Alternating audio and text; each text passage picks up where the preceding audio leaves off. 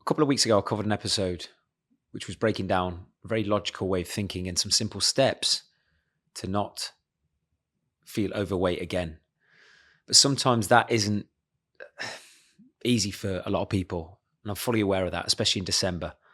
So in today's episode, I wanted to share with you 7 ways, particularly in December, you could and should measure your health progress in the real world that goes far beyond being attached to the scales and how your weight might fluctuate on the scales, to keep your head in a good spot, especially if you are someone that likes to eat a little bit more food in December. You do like to enjoy yourself a little bit more, celebrate your work you've done maybe this year in business, and spend great time, of course, with family.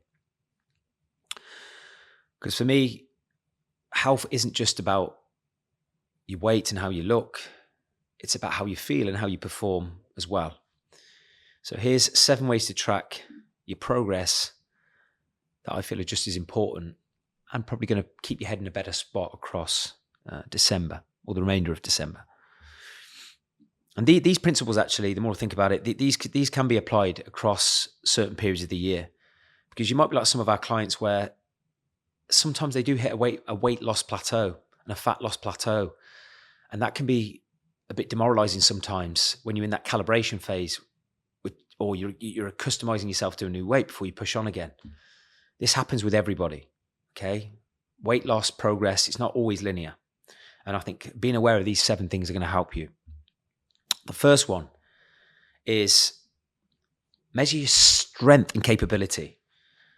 So can you lift heavier or better than you did before? Do you feel stronger?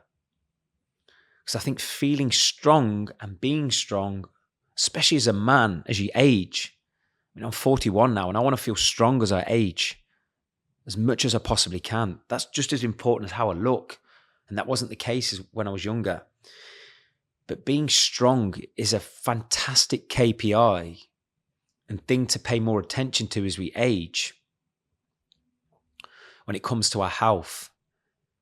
Because without strength, we can't do the things that we probably really want to do, which is pick our kids up, maybe pick grandkids up when they come along, do day-to-day things. So evaluate every week, how strong do I feel? How much better am I lifting? And notice how good that makes you feel. Secondly, and this is one of the main reasons I'm so consistent, is measure your energy levels. Not just in your sessions, but measure how much more energy you maybe have across a day to perform your tasks. If you're consistent with your health and fitness, as in your training, and you're eating pretty well, but it's not perfect, but it's better than it was before, evaluate and ask yourself, do I have more energy than I did last month or last year? Because sometimes we don't think of that because it's not a black and white metric that we can actually measure, whereas a weight on a scale you actually can. But for me, the value of energy is far more important than the value of a 2-second metric when you stand on a scale. And if you can identify that you've got more energy, then that's naturally going to keep you more motivated to stay on it with your health and fitness. Thirdly, measure your mood and your emotional stability. Are you better focused? Are you calm in certain situations? Are you less irritable? Because all of these things are really important. Certainly if you either run a business or work within a business where your decision making and your temperament is going to help your performance. I think having emotional stability and emotional resilience as a result of the things you do with your health and fitness, just like energy, is really important, and just as important as how you look. So check in with yourself. And I think journaling is such a powerful way to do that. At the end of a day, or maybe the end of a week, how was my mood this week? How am I feeling? How was my emotional temperament? How was my emotional consistency? How many situations did I keep my calm when maybe I previously wouldn't?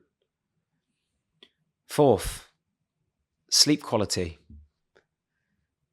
If you fall into sleep quicker and you are having a better night's sleep and you're feeling well rested when you wake up, then this is a sign you're doing something right with your health and fitness.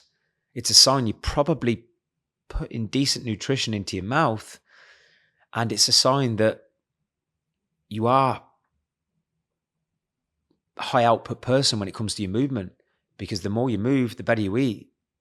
So often you're going to have a better night's sleep. And what is that worth to you? You know, if you've been someone that has been transfixed on the scales and your sole focus and target is consistently body weight, can you value your sleep quality just as much? Because if you can put more value on your sleep quality and notice that that's improving, by default, I guarantee if you're being aware of your sleep quality, you'll naturally want to eat better food the following day and more likely to move more and stay more consistent with the things that create the lower body fat and the better body anyway. Fifth is your workout recovery. A sign that you are doing lots of good things with your training routine and your food is your actual recovery. Are you recovering quicker than you previously were since you've either started or maintained your current health and fitness routine? Are you feeling less sore? Are you bouncing back between sessions quicker? The answer is no. Then that's probably an indication that you might be overcooking your training, you might be undersleeping, or you're not eating enough good food. So are you someone maybe that trains really hard, but is extremely sleep deprived? Are you someone that trains really hard, but you don't eat very well? All these things are going to impair your recovery and undo a lot of the good work you're doing within your sessions. But again, these are things you can evaluate on a daily or weekly basis. Another great thing to evaluate when it comes to your progress, this relates to everyday life, is how much easier are daily tasks becoming. Like basic things, like walking up the stairs, getting off chairs. As we get older, these things do become a lot stickier because our joint flexibility decreases. You know, our body's like a car, and I'm going through this at the minute. My hips are a lot stickier than they were years ago, just purely because of my age.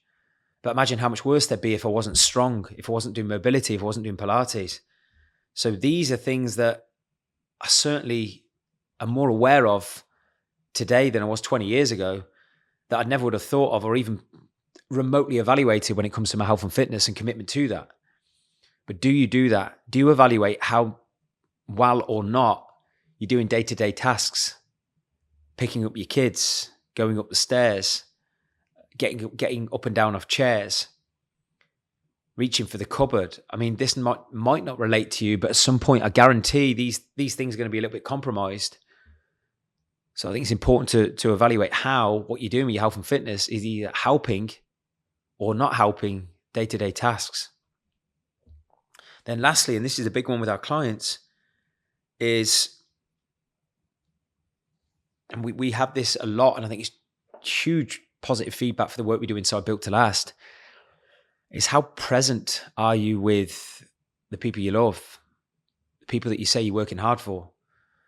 If we are unhealthy, stressed, eating shit, skipping sessions, moving less, going to bed late, I guarantee this will have a direct impact on how present or not you are in your personal relationships, how present or not you are with your children, and maybe how present and effective you are in leading a team if you run a business. But what we've found with clients, the healthier they've become, they're more present because they've got more energy. They're keeping their emotional state in a good spot because they're physically healthier. They get more done, so they're less reactive. And when you get more done, because you're more efficient, you generally end the day feeling better. And guess who benefits from that? Usually your partner, your children, or both. So just in summary, 7 ways to track your progress that go far beyond the mirror and the scales is your strength and just general capability, your effectiveness of lifting, your energy levels, your mood and emotional stability, your sleep quality, your workout recovery, the ease of your daily tasks in day-to-day life, and your level of presence with the people that you want to be present in either your work or your family life. As always, thank you so much for listening. We'd love to know what your biggest takeaways are. And if you're stuck with any single aspect of your health and fitness routine and you are listening to this episode, looking at yourself, evaluate maybe some of the things that I've gone through today, and you're still not where you want to be, Built to Last, my team and community can help you. So if you don't want to face the prospect of going into 2025, facing another year of mediocrity, not progressing, and it's impacting your performance in business, your personal relationships, and just how you feel about yourself and your health, reach out to us because we can help you. Thank you so much for listening. I'll see you next time.